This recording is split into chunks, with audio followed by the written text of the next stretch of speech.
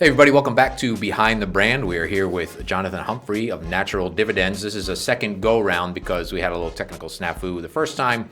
But anyway, it doesn't matter because I love talking to you. This is good. We'll have it back a second time. We're episode, I always hate doing this because I never remember, 24, I believe now, down here in our studios at Direct Line Media in beautiful Branford, Connecticut. So John, thanks so much for joining me again.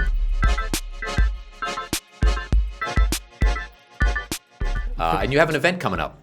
We do. So this is timely. So I want you to tell us a little bit about that, and then we'll get into sort of who you are, what you do, and why Natural Dividends is important. Yeah, absolutely. And thank you for having me back. I'm happy to be here. So our event coming up is going to be our Earth Day event. It's happening April 22nd. It's going to be in Hartford at Pope Park West. Nice. We're leading a cleanup within the community. It's going to be 11 to 2 p.m. Okay. And then after that, we're going to be celebrating an Earth Day event that's put on by On Earth, or actually it's called On Earth, and it's put on by Breakfast, Lunch, and Dinner. They do a bunch of events throughout Breakfast, Hartford. that's the name of the company? Yeah, Breakfast, Lunch, and Dinner. They do a ton of events throughout Hartford, and we kind of are working with them. We're leading a cleanup before as like a volunteer opportunity.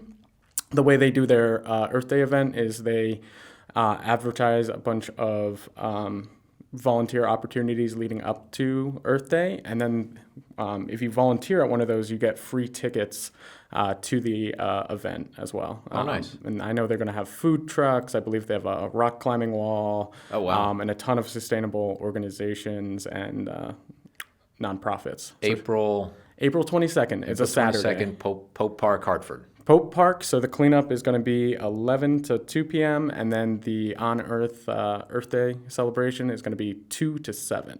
And then there's another cleanup 7 to 9 for after the, I have no idea. Right? No, I think it ends at 7. I think that's it. All right. Well, you got to clean up after the thing, but maybe that's tomorrow. So Natural Dividends was started some years ago, really as, I may get this wrong, but this is what I remember, basically just to inform people like, hey, if you're out and about walking, whether it be on a hiking trail or even in your neighborhood, and you see something that's on the ground, garbage-wise, just pick it up and throw it away when you get a chance. So that's kind of sort of how it started, and you do these sort of pick up trash events where you sort of get the community together and you go to specific places and you just pick up sort of trash that's in people's neighborhoods and communities and other things like that. Did I get that kind of close? You got it close. We've expanded since then. So I co-founded it with my buddy from college, Chris. And our overall mission is increasing naturesshare. So basically giving back to the environment, operating on as we've grown as a society, we've continually taken more and more from nature to a point where we've taken more than our fair share, where we're starting to see the effects of that today. I mean, we've been seeing them for a while, but they're becoming, more prevalent, I would say. And how we give back to nature, increase its share, we do it in basically three ways. One, through sustainability events. Last year we did a large Earth Day event in Hartford. This year we're working with Breakfast, Lunch, and Dinner. We also do a large sustainability event over at the Gastro Park that's been super popular as well. And then we do a lot of cleanups throughout the year. Typically during the warmer months, we try to do 1 to 2 cleanups throughout the year. And then the second way, which is newer, we're in the process of launching what's called a Sustainable Solutions Program. Basically, where we're going to be working directly with businesses, nonprofits, municipalities, and individuals to provide real actionable sustainability steps. So we do a couple things. One, looking at how a business is operating, and then kind of write a sustainability plan, so to speak, saying like, okay, here's the low-hanging fruit, 10 things that you could do within the next 1 to 4 months to operate a little bit more sustainably. Here's a 3-year plan. Here's a 5-year plan. That's great. Then we. What are some of the sorry to know, what are some of the low-hanging fruits, like a typical business, maybe with, I don't know, 10 employees, 15 employees? Is that sort of what you're looking for, or just all ranges? We'll probably start small, but we're open to any business that wants to look at their sustainability.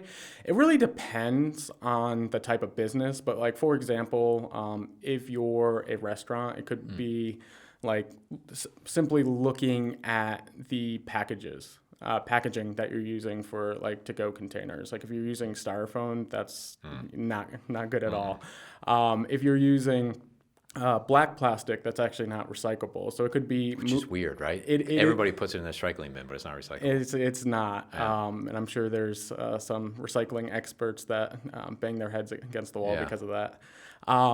It could be switching to something that's recyclable, or it could also be switching to something that's compostable. It could also be adding compost to the business. There's a lot of businesses that will collect compost for you. Blue Earth Compost is a wonderful one.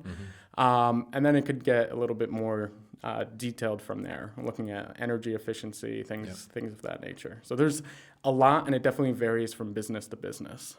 Yeah, I never understood why we're still using styrofoam, not just for food containers, but for all packaging. And I get it. It's really, it's probably cheap to make, and it really works well. It's like to protect fragile items and shipping stuff. I get it. But there's got to be an alternative. But for food containers, that seems like a real no-brainer because there's so many other alternatives. There's, just they make those cardboard, which are great. Yep. So yeah, I think, I don't know if I told you this before, but we go and some people get it and some people don't. So if we have to go stuff, sometimes we just ask, do you have some tinfoil? Because we don't want to, but just bring me some tinfoil, wrap it up. And they're like, oh, you want to take that home? I said, yeah. So they would bring a styrofoam container. I'm like, well, no, like I asked for, but they don't get it. It's so, but a couple times they brought out some tinfoil. We were able to wrap it up. That seems like, because that's recyclable, and if it even does fall into the garbage, eventually it'll decompose. So Yeah. that was one kind of thing we do. Yeah, it's I think some of it is just a lack of knowledge. Some people just don't think of it. And if you're running a business, like you're so ingrained into the business, a lot of times you're just gonna look at like what's the most cost-effective thing, and you may not know that styrofoam is like it's toxic to us as humans. Yep, very. The chemicals will leach into your food. And Don't microwave with it. Not at all. I'm sure there's people that might not even know that. Yeah. But then it's also toxic to our environment as well, and it's not a great product. So I think some of it is just lack of knowledge. Yeah. Some of it is just looking at the most cost-effective thing. But consumers of today are more aware, and they're looking at it. So it's not only something that's going to benefit the environment, but it also will benefit your business. I know when I'm looking at businesses, I try to look at, I try to support businesses that are at least making effort towards the environment. And you brought up also, we used beyond our fair share of the environment or of the earth or both, everything. Expand on that a little bit. Yeah, I think we've in the past may not have realized how to work with nature, and we continually, there's overfishing, there's mass deforestation, and you're starting to see the effects of that today. And I feel like also we've gone from back in the day, I feel like it was more common to reuse things, to fix things. And now we've moved into an era of, buy and replace. And I think we really need to get back to an era of reusing things, fixing things, getting things secondhand, really looking at consumption.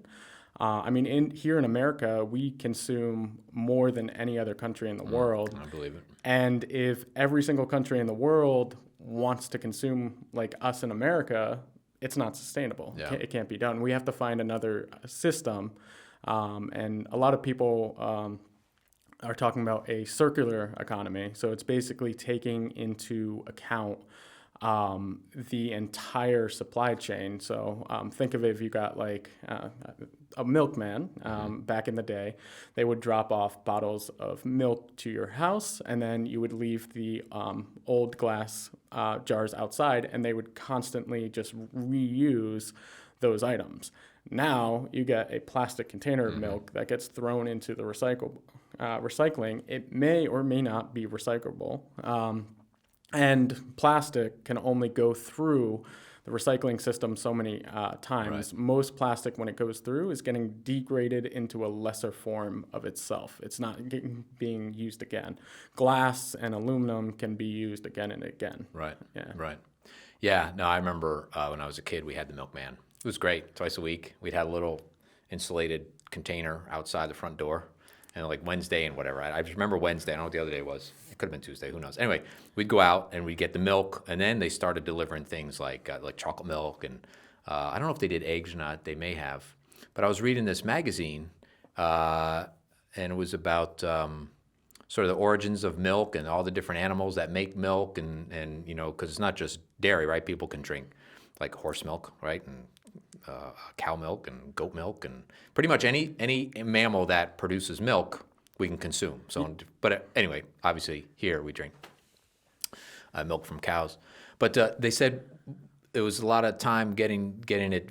It was, if you had a cow, you could drink it right there, or if you had neighbors, because there was no way to pasteurize it. And then pasteurization. And eventually, one of the first things that was deliverable was milk. They started delivering milk, and they figured out, so it just kind of got widespread. And then all of a sudden, you know, you could buy it in the grocery store. Because I remember growing up, there wasn't, like, the grocery stores really didn't sell milk. They might have, but not like they do today. Because I think everybody had a milkman.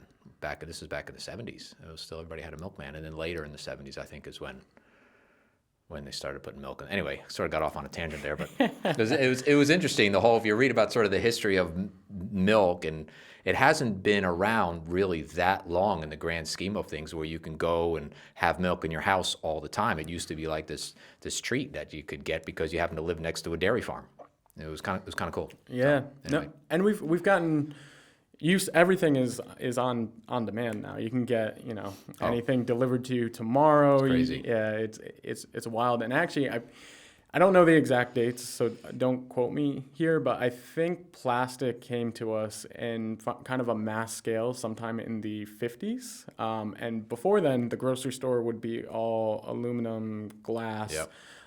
Products, and it's pretty much all plastic. And plastic has single-use plastic specifically has proliferated our environment. It's everywhere you look. It's in our oceans. It's in the fish we eat. It's in probably the animals. Well, you said something about babies nowadays, which is really sad. And tell us about that. Yeah, so there's been a lot of recent studies that have come out where they're testing for microplastic within our blood, and there was a couple months ago that pretty much, I think it was like 98% of the participants that they tested had some form of microplastic in their blood.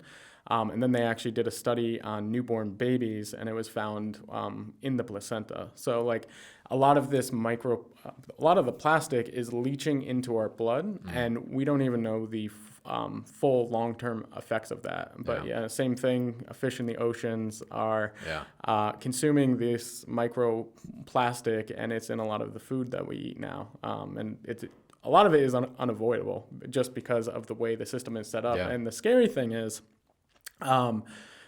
single-use plastic is only becoming more and more prevalent. The plastic industry is expected to grow 2, 3, 4-fold in the next 10, 20 years. I've seen some of the projections, and again, don't quote me on the exact numbers, but if you look into it, you can see, and that's a huge problem for us and for the environment. Yeah, I mean, plastic is good because, without it, we wouldn't be able to do some of the medical things we do. We wouldn't have the safety we have in vehicles and other things. And that's all great because that's not single use. Yep. It's all the single use stuff where you buy doesn't matter what you buy, it's almost always wrapped in some sort of plastic somewhere. Yeah. So yeah, that's a real problem. I'm surprised that it's projected to be more. Oh yeah. That's sad. Yeah. Yeah, I don't do that. That's one of my I really work hard to not like milk. we only buy in cardboard now. But you know what they did is they put the plastic cap now on the cardboard. Oh yeah. Come on, guys. I'm trying, but I can't get. Yeah, you can't get away. You can't get away from it. So natural dividends. You are sort of expanding a little bit, not just in sort of what you do and the services I guess you offer, if I could say that, Yep. but actually where you are. Is that right? That is correct. I mean, right now we're focusing on Connecticut. Our other co-founder was in LA. He's now in San Francisco, and we're doing some stuff out there. But I feel like the last 3 years, because we got started during the pandemic in 2020, we were working on the concept a couple years before, just kind of coming up with what we wanted to do, where we could fit in the market. But the last 2 to 3 years have been kind of just, going out, trying things, and then really finding ourselves and setting a direction. And we really want to focus on Connecticut. For now, we started in West Hartford, and now we're doing more stuff in Hartford County. And we're definitely willing to travel and expand. But yeah, we really want to encompass Connecticut as a whole. One of the other things that we're trying to do is promote sustainable businesses, nonprofits, and really build a large and diverse community that's passionate about increasing nature's share and giving back to the environment. Because really, you're going to see change when you have a community of people working together that are passionate about the environment. As an individual, you can make some impact, but it's really when you're working together that you can create a movement. So we're trying to be a part of that. Yeah, I think it really comes down maybe that one person may just walking in and picking up some trash and throwing it away, and then maybe somebody sees that and they start picking it up, and it, there's some people out there just throw stuff out the window, whatever. But it's also, I think a lot of the garbage we see too, maybe just is an accident, right? It fell off a garbage truck, or or a garbage can fell over during a windy storm and the garbage blew away and all. I mean, it happens, which is fine. But 100%. I think we all pitch in, and just if you see something, and just if you're going on a walk, pick it up, put it in your pocket. We try to do that if we can. Because it just, it happens. There's garbage out there, and we're all responsible, I think, to keep our neighborhoods clean. And even if it's not our neighborhood, throw it away if you can, especially the plastic stuff. That's a real big problem. I hate seeing that. Yeah, and it can be overwhelming sometimes. We really try to focus on our messaging with Natural Dividends. I feel like growing up, I would see a lot of negative messaging around the environment. And listen, the systems of today are not set up for us to live sustainably. They're really not. Mm-hmm. We need to change the systems. If you want to cut out single-use plastic, you would have to dedicate your life to it almost to try to cut out everything. But it's about making positive steps forward. Same thing with picking up trash. I go for a walk around the neighborhood, there's going to be a ton of trash. You go on a hiking trail, there's going to be a ton of trash. It's focus on setting a goal. Maybe you want to go out once a week, once a month, once every 2 months, and then just pick up the area around you, and you really can make a difference. I think I was doing the most regular trash cleanups during the pandemic. I was going out almost every single day, and I would just fill up one bag.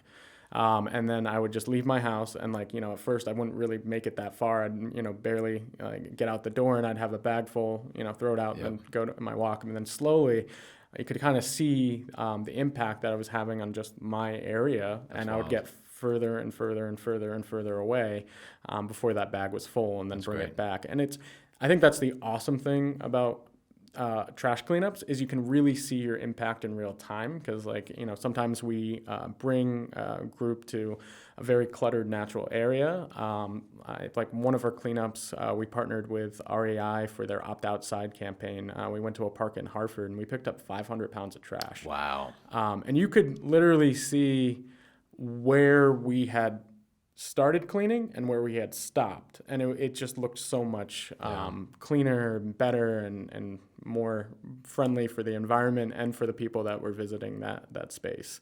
And another thing is, I think we've become so aware are so normalized to having trash in our environment. Like you drive down a major intersection, and if you actually pay attention to it, there's going to be, bottles, plastic bottles, bags, just trash littered all over the side of the road. And we don't even notice it because our brain is, it's just normal.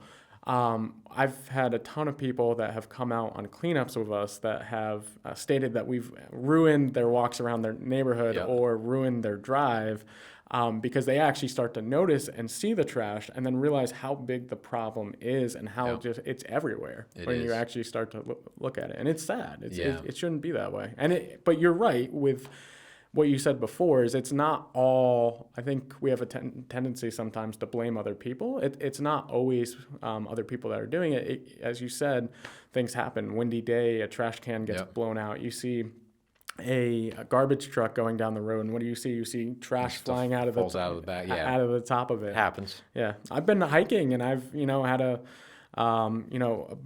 bar with me, and I put the wrapper in my pocket, and then you go back later, and it's gone, and you're like, it wasn't intentional, but it happens. It happens. I've done that. Walking the dog, I have my dog, bags in my pocket, and I pull one out, and the couple others fall out, and I go back home to put them away, and they're gone because they must have fallen out somewhere on the walk. So it's an accident. It happens. So you just got to be aware, and hopefully that doesn't happen too much. And then if you see something, pick it up. But then starting to notice it, I think, is the big thing.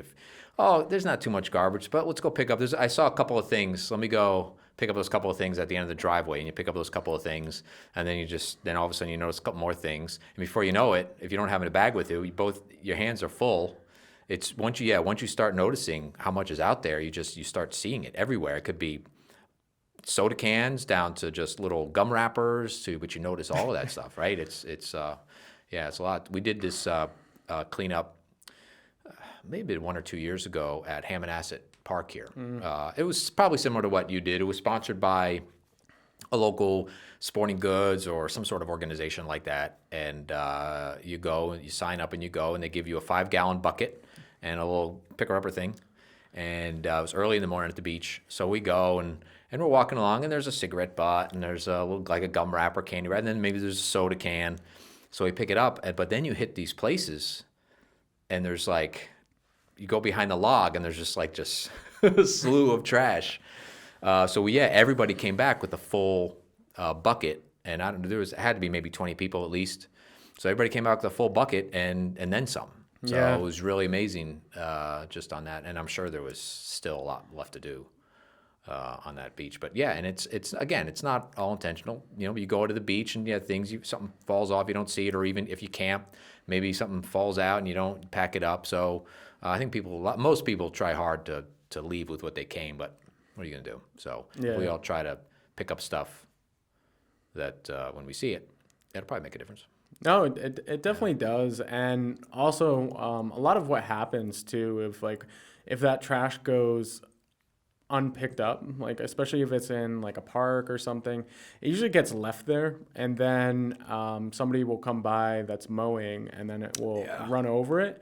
And a lot of times too, if you actually look at an area like a park or a beach, especially a public area that's popular, and you start looking at the ground, all of a sudden you're going to start seeing these tiny little microplastics littered everywhere. I remember on one of our cleanups, we went to a cleanup in a park, and it looked like somebody had either a birthday, a baby shower or something, and they had confetti.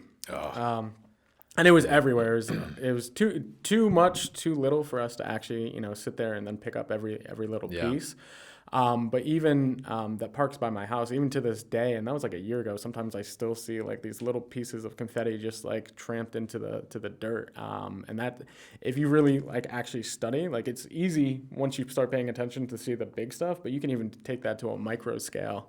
And there's organizations that will go out and shift the sand at a beach, and then a lot of what's coming up is just tiny little microplastics that either come from the ocean or have just broken down and are sitting there. So it's crazy when you think about the impact, and again, scary the fact that we're using more and more of this single-use plastic. As you said, not all plastic is bad. Plastic has allowed for a lot of amazing advances in technology, and actually make cars lighter, which make them more fuel efficient. It does a lot of beautiful things. Airplanes, makes them lighter and more fuel efficient, et cetera, safer. Absolutely. Yeah, I guess the biggest thing with plastic is you think it like, oh, it's disintegrate. It takes a little while, but it doesn't actually disintegrate. I mean, it becomes smaller particles, but it never returns to the earth. It just always remains plastic, which is weird at that micro. That's why it's in our blood. That's why it's everywhere, because it never actually dissolves. Like metal eventually, turn back to the earth, and paper obviously turns back into the earth. But yeah, plastic, that's a real problem. Yeah, so. And just small things around the house. So try to buy, like the packaging thing is hard, but maybe try to buy, the milk containers in cardboard. Our soap we buy now most soap anyway is in paper packaging, but that kind of stuff. Yep. Yeah.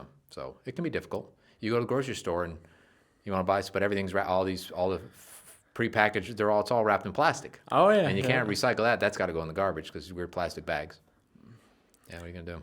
Yeah, well, that's why we try to focus on making, we call them sustainable changes, like a change that you can make that you can keep up for the long term. So, like, again, if you look at single-use plastic items around your house, it's a great way to get started. So, for example, like when I started my journey, I think I started with like a toothbrush at first, and then I moved over to toothpaste, and then I moved over, I was still getting my, body wash in a plastic bottle, and then I switched that over to a soap bar, and then started looking at my kitchen. I started getting hand soap that came in a cardboard container. Now I go to a refill store that's over in Middletown, Connecticut. Those are popping up more, and I've also started noticing some stores in Connecticut that one that comes to mind is called JD. I think it's JD Provisions, and they've got a lot of items that you can go in. You can go with like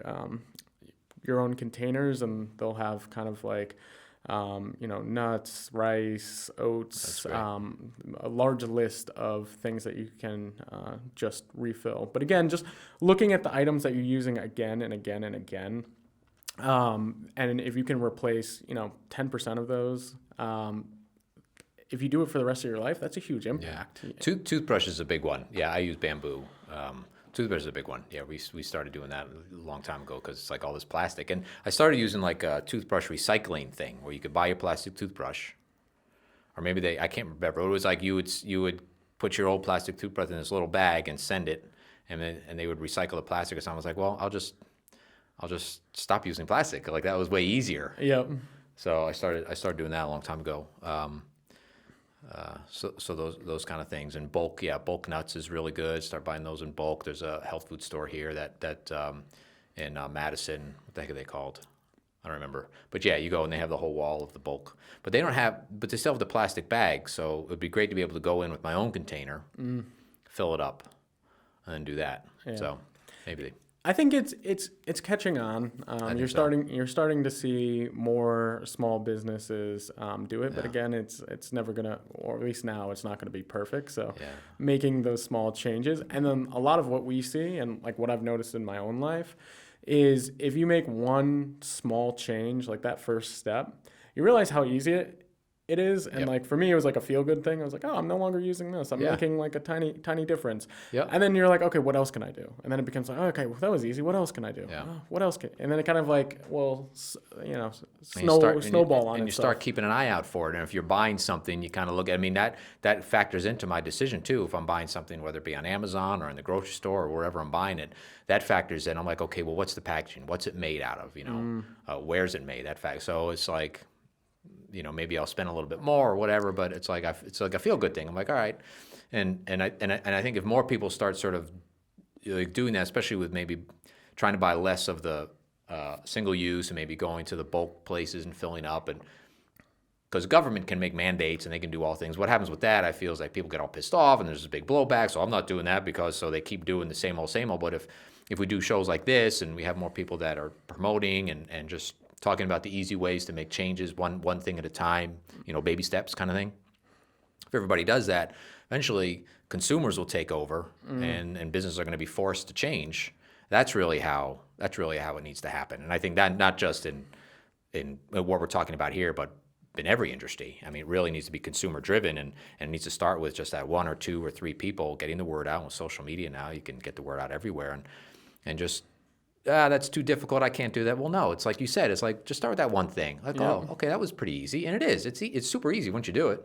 And you go on to the next thing. And then all of a sudden, you really start looking at everything differently and trying to, because it is a feel-good thing. And you feel like you're doing good for you and your kids. And, the earth is going to be here longer. I mean, I'm not a crazy environmental fanatic, but I think it's important for two things. One, it keeps our earth clean. And then two, sometimes you can save a lot of money making changes that are better for the environment, right? 100%, Reducing your heat, right? That saves you money. And there's there's a whole slew of things. So that, when I started, was sort of my motivation. It's like, I need to save money, so I'm going to turn the heat down. So, and then you get these notices like, we can save money if everybody turned the heat down. I'm like, I'm already at 64 degrees. It's freezing in here. So yeah, those kind of things. Yeah, you brought up a lot of good points there, and I would say like what you were talking about, we call it vote with your dollar. Like look at a company that is at least making an effort. As you said, look at the packaging, look at the sourcing, and companies will start to notice that as a large community of people are making alternative choices.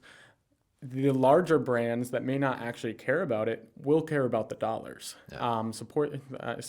Voting with your dollar, support the companies that are actually aligning with your values and what you want to push forward in the world is huge. And then another thing you said was a lot of the items that you did were to save money. It's like, as you live a sustainable life, actually a lot of the items will save you money. Like a lot of people, I think it's more expensive to live sustainably. It's actually not. Like if if you're making a decision of like, do I actually need this? That's the first thing. Do I need to buy anything else? And then like the huge things can be to buy something secondhand. Mm-hmm. There's a huge, secondhand market, whether it's Absolutely. Facebook Marketplace, the local thrift store down the street. There's also awesome, there's Buy Nothing. Facebook groups they're a nonprofit that basically operates on the mission of just giving items away. Yep. And I'm part of the Buy Nothing group where I live, and you can put out requests or you can just look at what people are giving away, and you can get so many awesome things on there. I think I've gotten an air fryer off of there. We got a new plate set off of there. Actually, recently, my sister was staying with us, and I live in a small condo, so I have an air mattress. I just don't want it. So I borrowed an air mattress for 2 weeks off of the site. And, like, I didn't have to spend any money for that. Great. Like, it's just, and it's sustainable at the same point. Yeah, absolutely. Yeah. Yeah, I like that. I got to look into that. I do try to, I go to thrift stores. Actually, in Maine, there was a thrift store. I got this, a sweater. I was like, wow. It was just kind of those things. Normally, I wouldn't buy that. A sweater's kind of a weird thing. But, again, I paid like $10 for this, Irish wool sweater that probably cost $150 new. So I think thrift stores are great. Goodwill is a great place to go.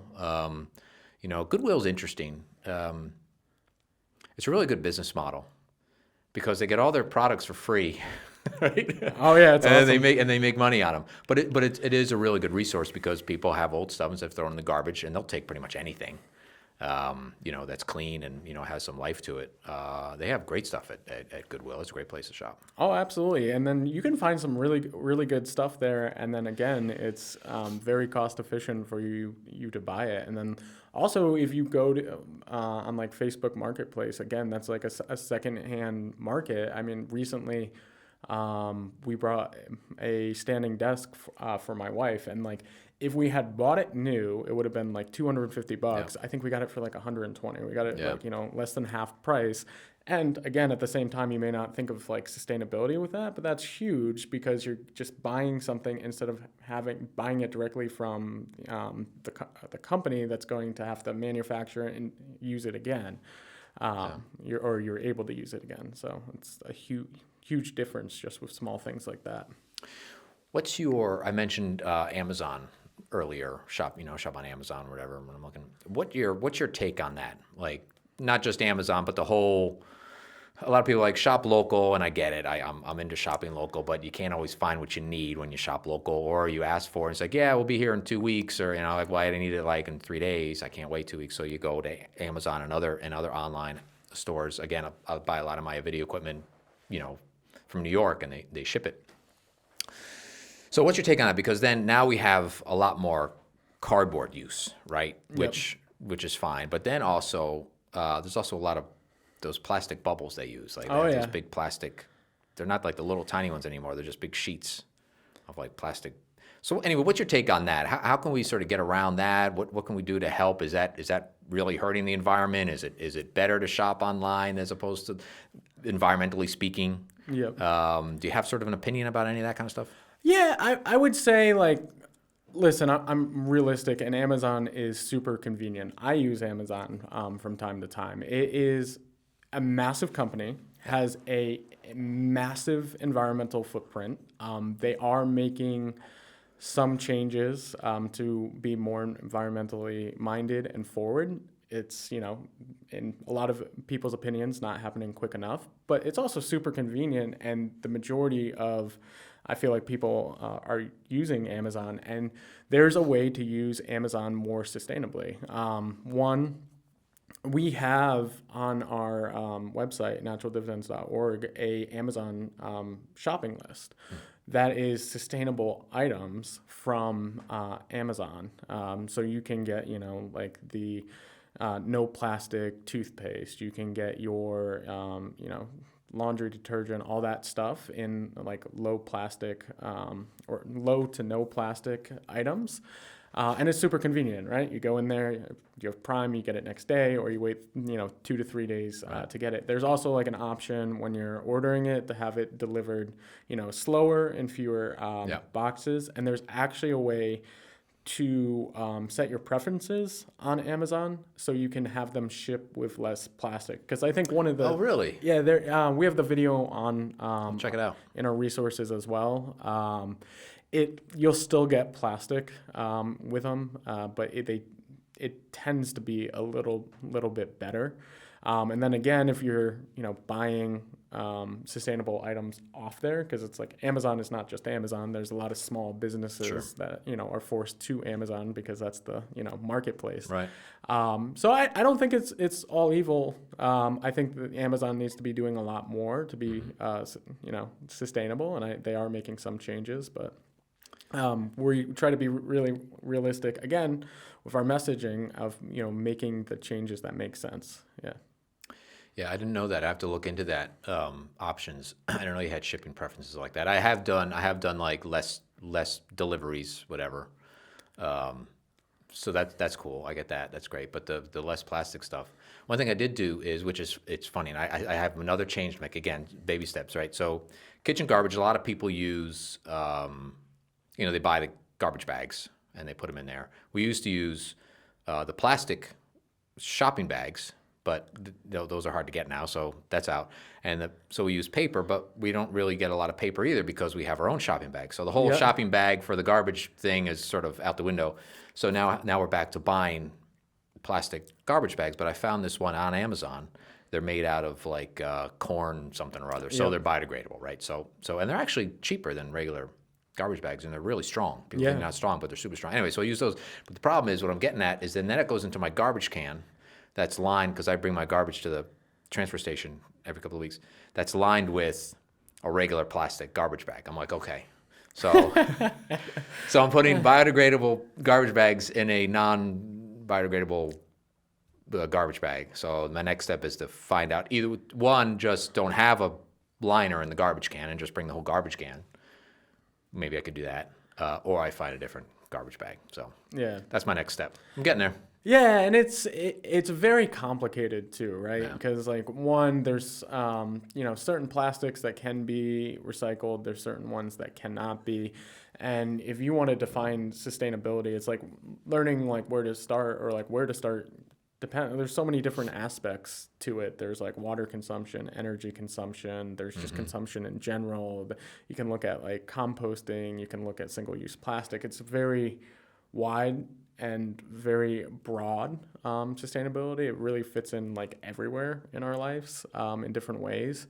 But again, just focusing on the simple steps, and I'm a huge proponent of controlling what you can control as an individual. I feel like as individuals, we all have a circle of influence and a span of control. And if you are trying to be, the perfect environmentalist, like one, you'll probably get burnt out and get overwhelmed very quickly. But two, it's by focusing on those small things and also like focusing on your circle of influence. If you make small changes, people around you will start to notice those changes. Like for example, like if I go out and I am picking up trash, a lot of people will stop, thank me, and say, "Oh, that's awesome that you're doing this. Thank you so much. I'm going to start grabbing a bag with me." And take out trash with me. Whether or not they do it, it's at least sparking something in them to notice it and then want to make the change. And one of the biggest things that you can do for the environment is also talk about it. Talk about the changes that you're making. There's a lot of ways to, like support organizations and businesses. Like if you find like a brand that you love and then you've switched over to that is like a non-plastic or environmental, tell your friends about it, or shout out an organization. Like just this, what you're doing is huge. Like providing a platform for an organization to kind of like share and spread what it's doing, that makes a huge impact. You never know what the impact of this will have on somebody else and in the long run. So Yeah, I hope people learn something watching this, or get inspired to do something. Again, I'm not expecting people to go, "Oh, I'm going to go out and be this great person and not buy any whatever." That's not what we're looking for. Again, it's like just find something that you can do right now or tomorrow that make that little bit of a change. Work with that for a little bit, and that's almost with really anything, because changing the way we consume things is a pretty big challenge, right? 'Cause we've been doing it for so long, like you said earlier. We're just into this. We used to recycle stuff and reuse stuff, and it's just not. Like I had a TV, a flat screen TV, and I remember back when I was growing up. Again, we had the big, gigantic tube TV glass, and it was broken. And you bring it to the repair guy, and he'd tune it up and fix it, and we had TV for years. And now something happened, and it was LCD and a thing, and you turn it on, and you can't fix it. So I got to bring it to and I go back, and the guy's like, "Bring that around." I go back, and there's just I don't know how many TVs are just on the ground back there. I don't know what are you gonna do with. I don't know if they recycle them. I don't know if they. Hopefully they don't go in the landfill. Maybe there is somebody that comes picks them up and they take them apart and take the whatever's in there out of it. But so it's just TV's so cheap now. Like it's $100. I'll just get another one. Doesn't matter. And part of that is by design, too, by some of the companies. True. Like, we really need to have producer responsibility.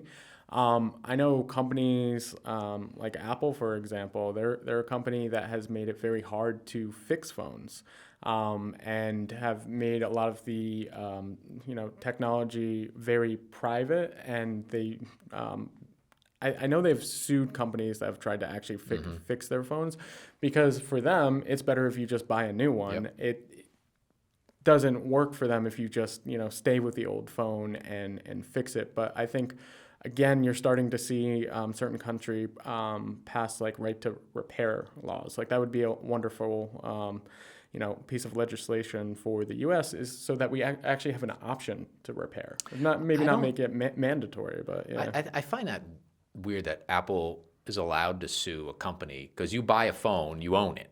Like I'm not leasing it, I own it, and if it's broken and my guy knows how to fix it next door, I got a shop next door knows how to fix it, I'm going to want to bring it to him and, "Hey, can you fix my phone?" Why do I have to go back to Apple for them to say, "Nah, you just need to buy a new one"? I don't understand.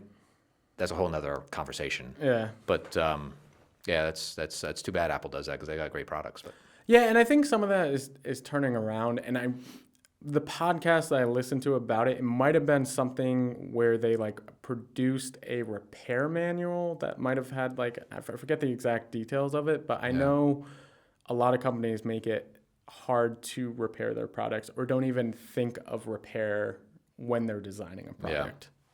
which is huge. Like, Yeah. Like that's a big one. They probably don't even think about it. yeah, it's yeah, and that's Even cars they're getting more and more difficult to repair. I mean, you lift up the hood and higher end cars, even maybe not even so high end anymore, and there's a cover over the engine. It's like so you got to take the cover off, and then everything's so complicated you can't get in there anyway to do simple repairs like you used to, because unless you have all those tools and whatnot. I mean, I used to do a lot of my car. I don't do it anymore. Part of it's time and knowledge, but yeah, that's you see it a lot. Yeah, you see it a lot. What else can people do to sort of help out? We talked a lot about plastic, I guess, because it's everywhere. yeah. And I guess one more thing. I'm drinking out of my Sam Adams mug, but there's no Sam Adams in there. So I used to drink. I had a plastic, like a party cup kind of thing, because I just have them in the office studio, but I would keep it for a few days. So I'm like, well, this is still not good. So I said, so I brought in, and I got a couple other glasses in there. So now when people come over or something, I have glasses. So I try to use more glass instead of plastic. So that's another awesome. Yeah. Another kind of thing I try to do, just to, sometimes you need to have it, the plastic, but I try to, every little things. Just get in. And Goodwill too. You can go, if you just need some glasses for your office or somewhere, and you go to Goodwill, you probably get glass 25 cents each or something like that. Super cheap. Yep. Yeah, glasses are pretty cheap even at the store. Yeah. So, what are some other things people can do to actually let's not even go there. I want to ask you something else. What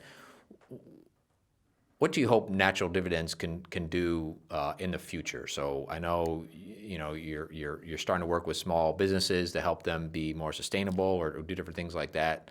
Do you have like a plan that's maybe farther out? Where do you want to see yourself in 5 years? Like that kind of thing? 5 years. Again, it continues to grow and expand by year, and nowadays seems like by month. But in 5 years, I really love to see Natural Dividends working with major corporations across Connecticut. Because again, on an individual level, making changes, it matters, but it doesn't matter as much as even a small company making a change. So I'd love to see Natural Dividends working with small, medium, and large corporations to implement real sustainable actions to their businesses and business plans. And I would also love to see the community of Natural Dividends grow. A big thing of what we want to do is, promote other environmental nonprofits and other sustainable organizations, so that there's more people and resources going to those groups. Because again, community is so important, and creating a movement is extremely important in making change and real change. So I'd love to see Natural Dividends as a major player in that Awesome. in 5 years. Yeah. Do you work with households doing the same kind of thing? You work with businesses? Do you have a plan to sort of help just regular families of 5, 4, whatever, just families because they're thinking about it and they don't know where to start? How do I get the kids to comply, kind of thing? Have you ever thought about doing that kind of thing?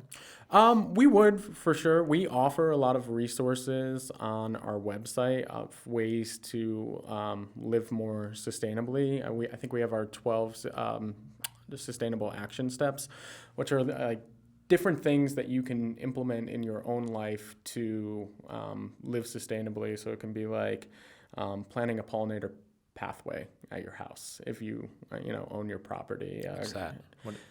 So pollinator pathway is just like bee and animal friendly plants. So it's just being thoughtful with what you're putting in your garden or in your yard, and it's typically a lot of native plants that are really good for the bees, really good for the birds, and they promote habitats for them to kind of like thrive.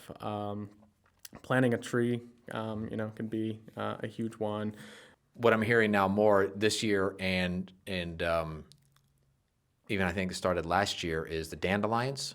Like people were so hate them, get the fur, but I just heard a commercial promoting like, let the dandelions grow because it's the first food that bees get coming out of whatever they do in the winter. Yeah. So if you get rid of those dandelions, they don't have anything to eat for a little bit longer, because dandelions come up pretty quick. And we had a lot in our old yard. We had a lot of dandelions, and I just let them grow. I don't really care.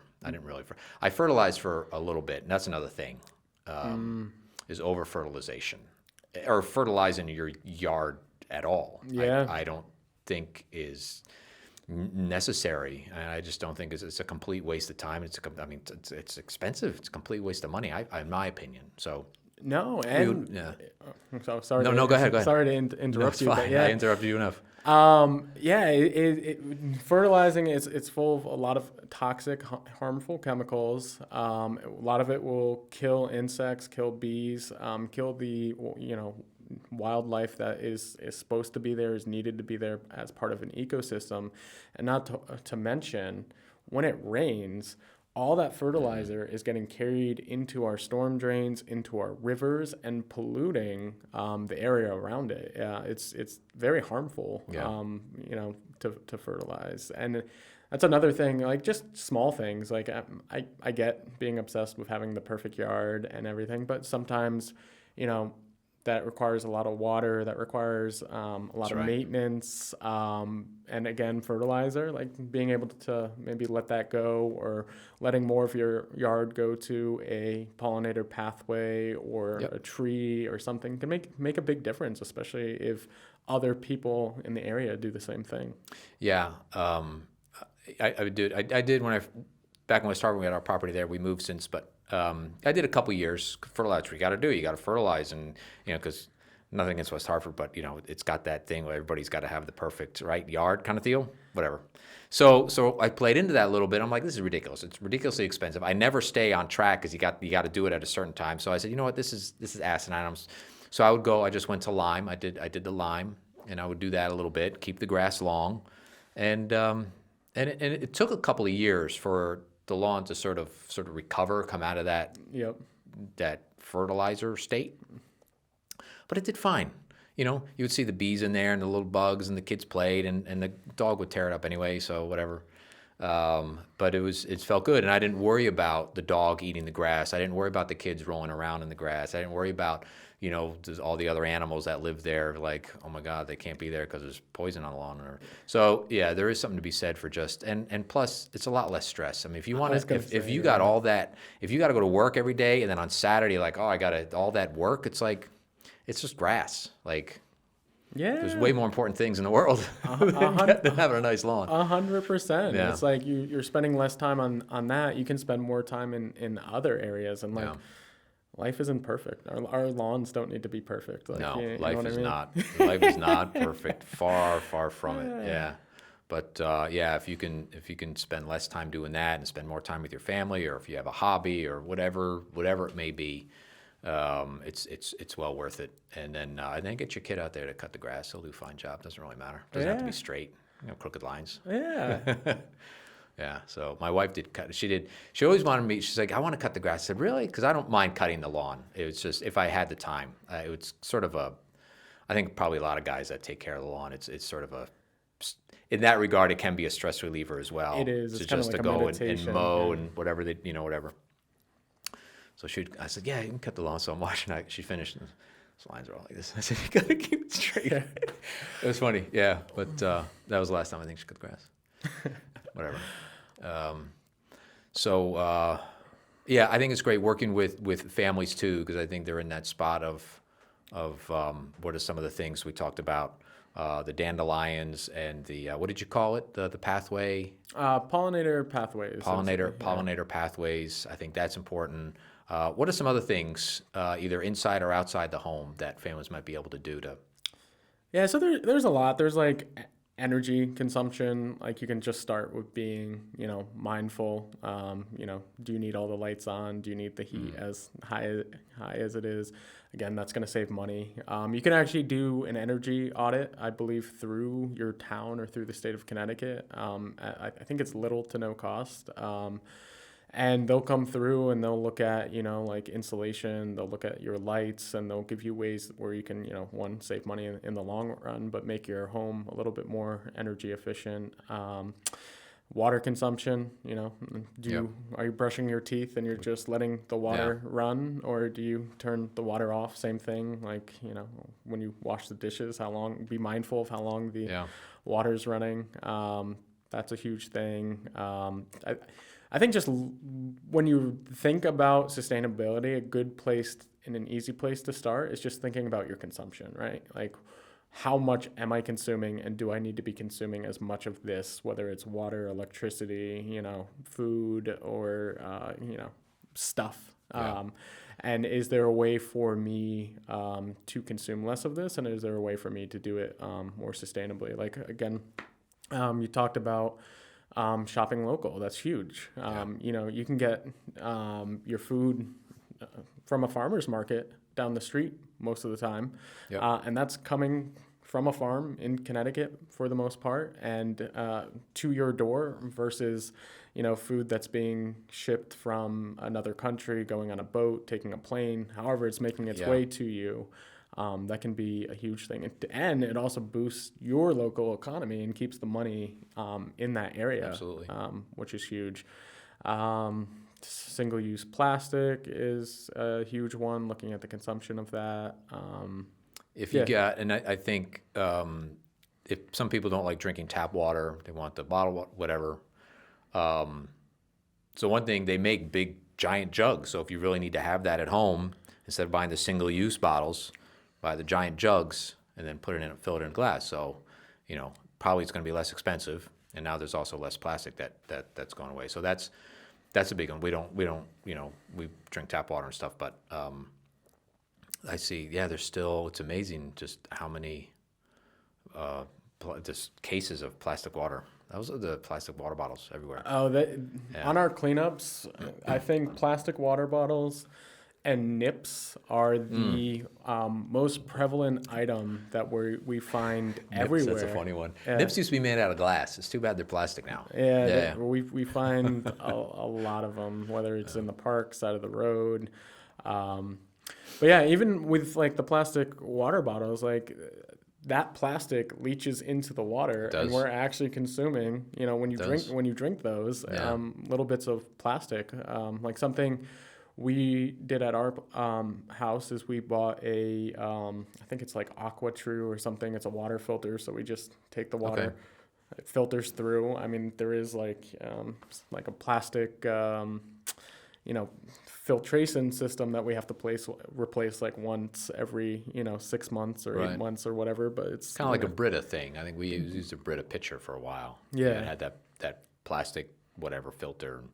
I guess you could return it and they recycle to do something. But like every 6 months or 3 months or whatever, how many pitchers of water you have. So same kind of thing. Those are good to use. And it's better than buying, a 30-pack of, water that's plastic water bottles. Like this right here seems like a small thing. But you know what I've noticed? A lot of, sorry to interrupt. You're good. But a lot of younger kids, even old ones new, but they're not walking, they're walking around with a bottle like that. I think a lot of, they have this they make them really cool now. They're stainless steel. You got the little handle, whatever, and they're small, they're big. Some have like straws. So I think that's becoming super popular. You see a lot of people walking around with their water can thing instead of buying a bottle of water at the store or keeping bottled water.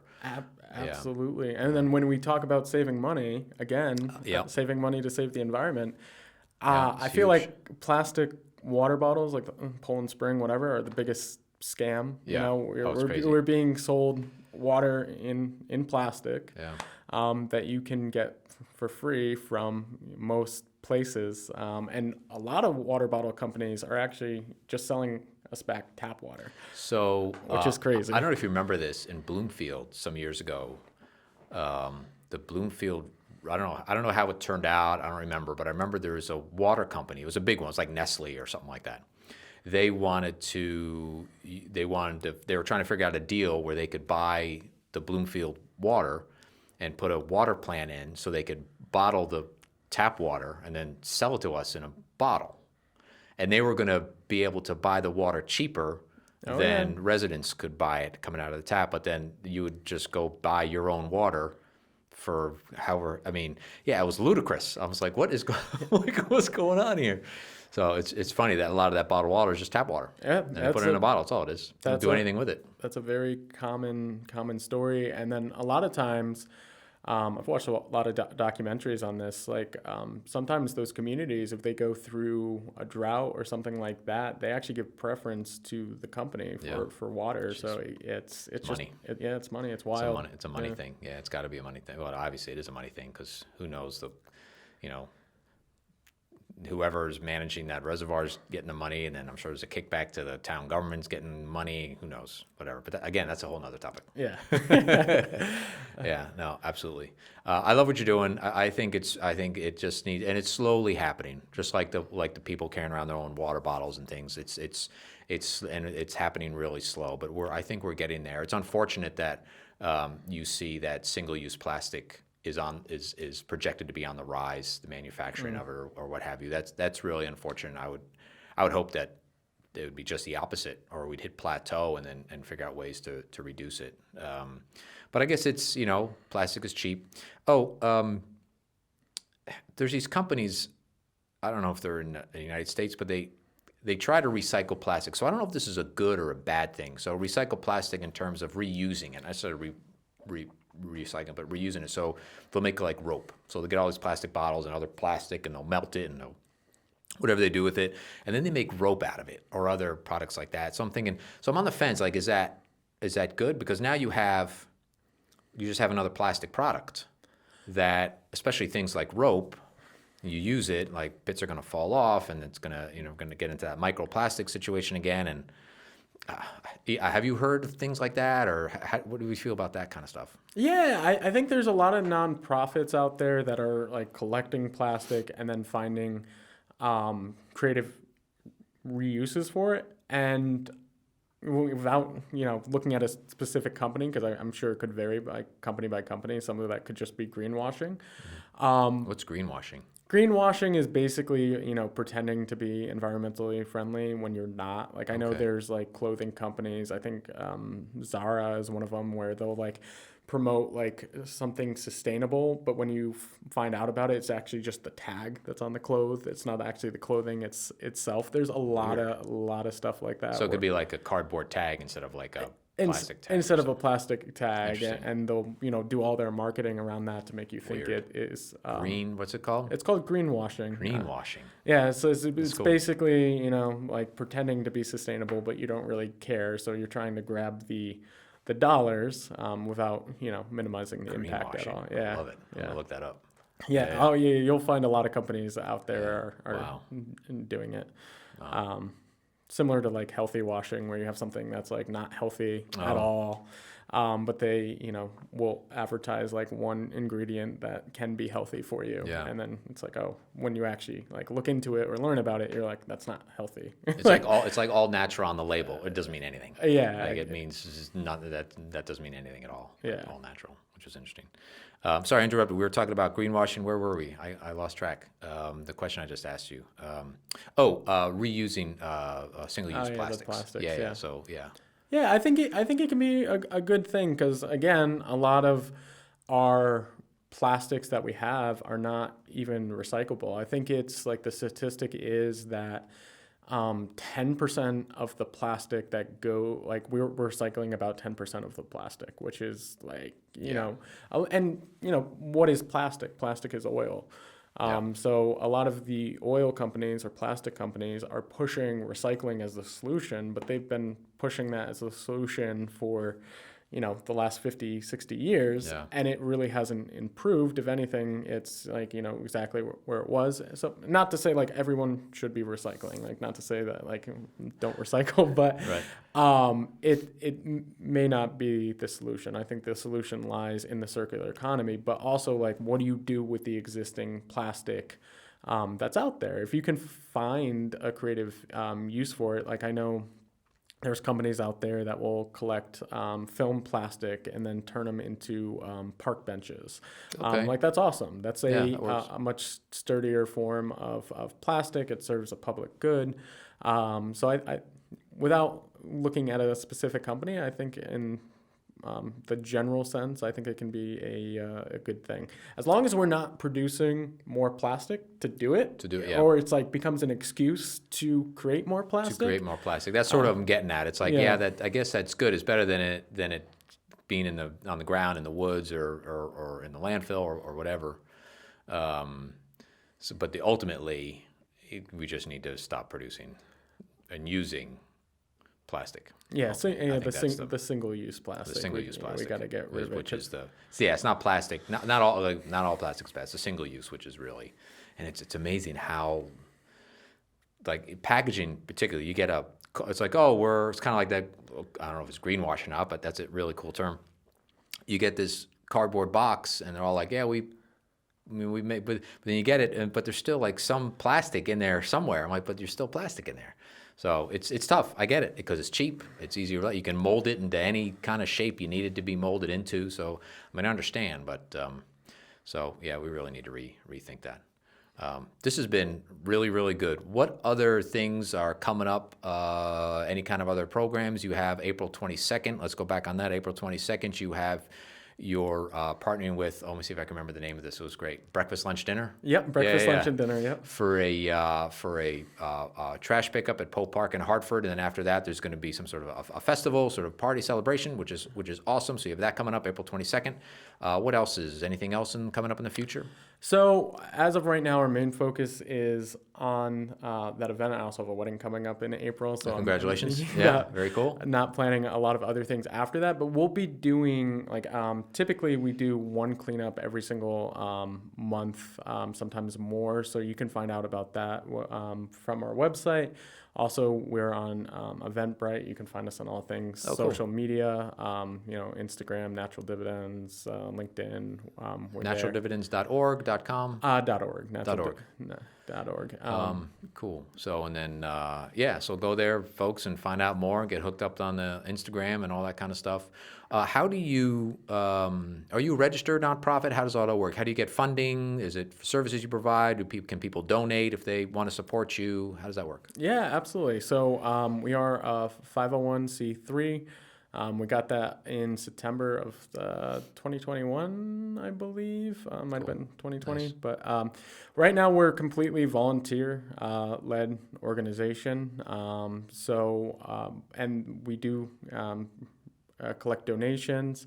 You can find that on our website. We do a lot of stuff through like the PayPal Giving Fund, but there's other ways to donate as well, but we try to operate as leanly as we can as an organization. What you do, yeah. And that's one of the benefits of being nonprofit is we're able to get work with a lot of companies to get services that have been donated to us. So cool. Yeah.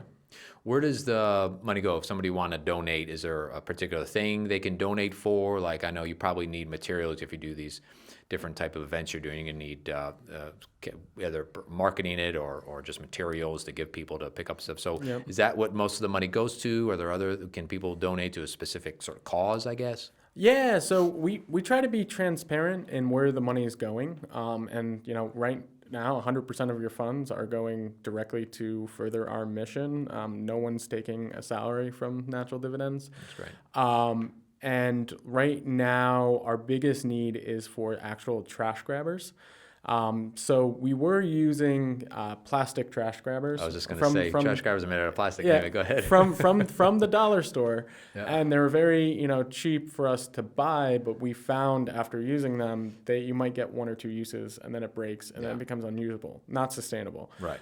So we want to be able to provide to our participants, which now we're sometimes getting, from 20 people to our larger events, like at the Earth Day, we're expecting 100 plus. We want to be able to provide them with a metal trash grabber, but those run about $20 per a grabber. So that's one of our biggest needs right now. It also metal trash grabbers. Metal cool. trash. They're more sustainable, more durable, which is definitely something that we need because they get a lot of use. Yep. Buckets. We provide gloves. There's also just stuff needed to run the organization. Sure. Whether it's like we get charged for our insurance, we get charged for having our bank account, which is wild, but and there's a lot of software that we use to run and just promote what we're doing that require us to spend money on it. So, and we issue, I don't think it's up to date now, but when we take in funds, we also issue a report of where our funds are going in the interest of trying to be transparent about our actions and what we're doing. So that's awesome. Yeah. So check out the website, folks. It's a really great cause. I think it's very important. Trash grabbers, big need. So give what you can. Every little bit, I'm sure, helps. It goes somewhere. Absolutely. Important. So again, John, thanks so much for coming on the show. Hope everybody learned a lot. I know I learned some cool things. Greenwashing. So that's cool. I got to look that up. That was a very cool thing to learn. Any closing thoughts? Any closing remarks?